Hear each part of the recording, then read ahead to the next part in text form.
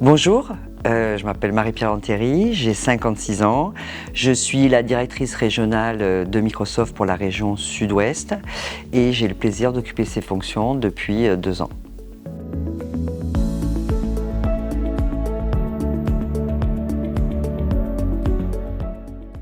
J'ai fait une école de commerce, une prépa, une école de commerce, et le stage structurant de fin d'études, j'ai eu le plaisir de le faire chez un grand constructeur français informatique, puisqu'à l'époque, effectivement, on ne disait pas numérique, mais informatique, et ça a été le point de démarrage de ma carrière dans le numérique, qui s'est échelonné entre ce constructeur, des entreprises plus petites dans le développement, et puis il y a 25 ans, mon arrivée chez Microsoft. Après avoir accompagné les partenaires dans la région Sud-Est, j'ai souhaité rejoindre Toulouse pour des enjeux, pour des motivations personnelles. Et c'est là que j'ai démarré en fait un autre parcours qui était d'accompagner les clients PME et les clients, les ETI, les PME, les TPE sur la région Sud-Ouest pour ensuite évoluer sur un poste de directrice régionale. Alors, en tant que directrice régionale chez Microsoft, et c'est ça qui m'a énormément motivée pour prendre ce job, cette fonction, c'est de pouvoir représenter en fait au sein du territoire, au sein des territoires, Microsoft dans toutes ses dimensions. Qu'il s'agisse en fait des relations avec les clusters régionaux, les institutionnels régionaux, que ça soit d'accompagner l'écosystème partenaire, puisque Microsoft a une stratégie depuis toujours écosystémique, que ça soit de porter tous les sujets à impact positif de Microsoft, qui sont des sujets qui me motivent particulièrement, et également l'accompagnement, le support des équipes commerciales auprès des clients de la région.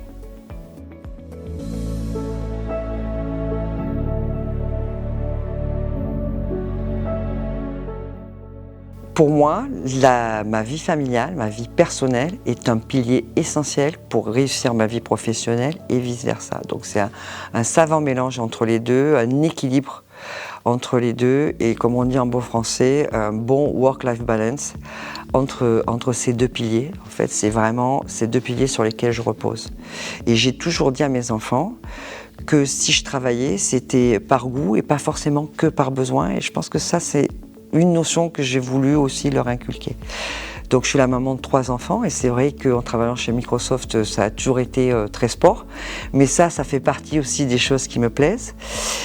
Et également, la chance que j'ai eue, c'est que quand j'ai eu mes 3 enfants, je travaillais déjà chez Microsoft.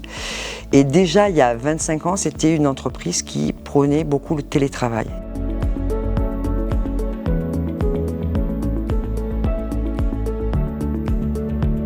Souvent, dans nos parcours, on a des rencontres décisives. Ça a été mon cas, puisque en terminale, j'avais fait un bac scientifique. À l'époque, ça s'appelait un bac C. Et j'ai eu la chance, parce qu'on peut appeler ça une chance, d'être accompagnée par ma prof de maths, qui m'avait conseillé à l'époque de faire une prépa HEC, et de viser une école de commerce, puisqu'elle me voyait bien plus dans ce domaine-là, dans ce parcours-là, qu'un parcours totalement scientifique, puisque j'avais été prise dans des écoles d'ingénieurs. Et déjà, ça a été la première rencontre décisive qui m'a permis de démarrer un parcours qui collé avec mes aspirations. Il y a une autre rencontre qui a été décisive dans mon parcours professionnel, puisque pour passer d'une école de commerce qui ouvrait en fait sur tous les segments de l'activité à un parcours professionnel 100% dans le numérique, puisque ça fait 25 ans que j'ai le plaisir de travailler chez Microsoft. Ça a été dû aussi à une autre rencontre pendant mon stage en fait de fin d'études, qui est toujours un stage décisif pour les étudiants, et c'est toujours ce que je partage avec les étudiants quand je les rencontre. C'est d'avoir pu faire ce stage chez un grand constructeur informatique français, il y a à peu près une 30aine d'années, et d'avoir eu une mentor de stage qui m'a particulièrement inspirée, et qui était une des rares femmes à travailler dans le domaine à l'époque, qui était directrice d'une division assez importante chez ce constructeur et qui a été très inspirante, qui m'a beaucoup accompagnée, qui a été très supportive et qui a été décisive dans mon choix de démarrer mon parcours professionnel dans le monde du numérique. Donc c'est vrai que j'ai eu 2 rencontres, et c'était 2 rencontres féminines, qui ont été décisives et dans mon parcours universitaire et dans mon parcours professionnel. Et finalement, ensuite, ce parcours professionnel a été très masculin, puisque dès le départ, en fait, je me suis retrouvée avec des équipes essentiellement masculines, puisque dans le monde du numérique, à part au niveau des services communication ou au niveau des assistantes, c'était un univers très masculin. Et aujourd'hui encore, c'est un univers qui reste essentiellement masculin. Avec, alors est-ce que c'est une posture, est-ce que c'est de la chance? Avec beaucoup de support, au sens supportif du terme, beaucoup d'accompagnement et beaucoup de bienveillance, même si j'aime pas trop ce terme aujourd'hui qui est assez galvaudé, de la part de mes collègues masculins et surtout quand j'ai démarré.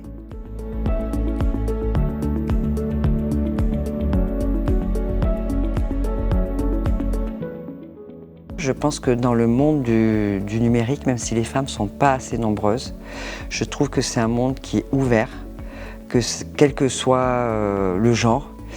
Et je trouve que c'est un des mondes professionnels le plus ouvert par rapport à ça, même si aujourd'hui on manque cruellement de femmes dans ce monde-là.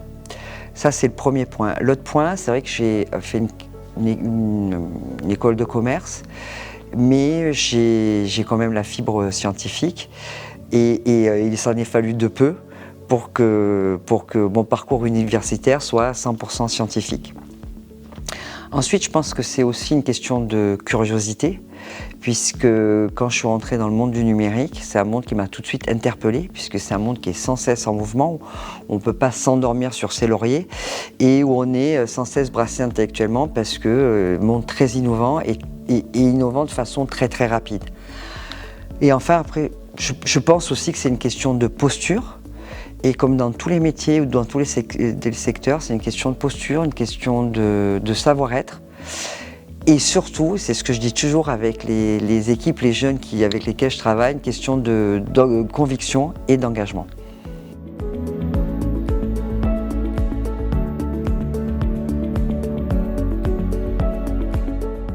Je me suis toujours éclatée dans le monde du numérique parce que, c'est un univers qui brasse intellectuellement, et ça c'est ma première motivation. En bon français, c'est mon driver, c'est d'être tout le temps en permanence brassé intellectuellement, parce que ça va vite, parce que c'est très innovant, parce qu'on travaille avec des gens qui sont inspirants, et il y a aussi cette couche, je dirais, plus scientifique, peu technique, qui m'intéresse profondément. Ça, c'est le premier point.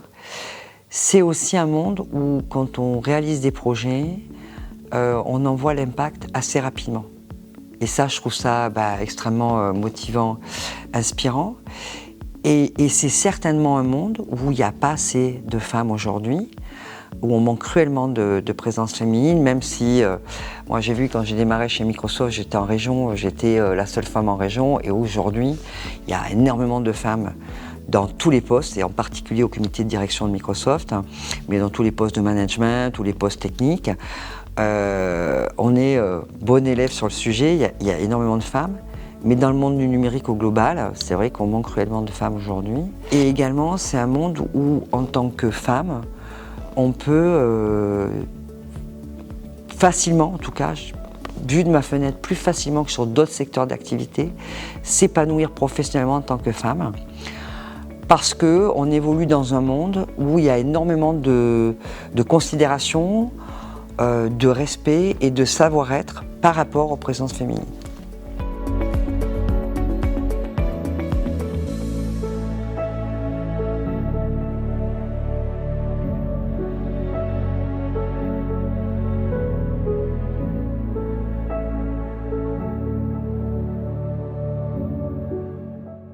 Alors le numérique, une opportunité pour les femmes, une opportunité pour le numérique.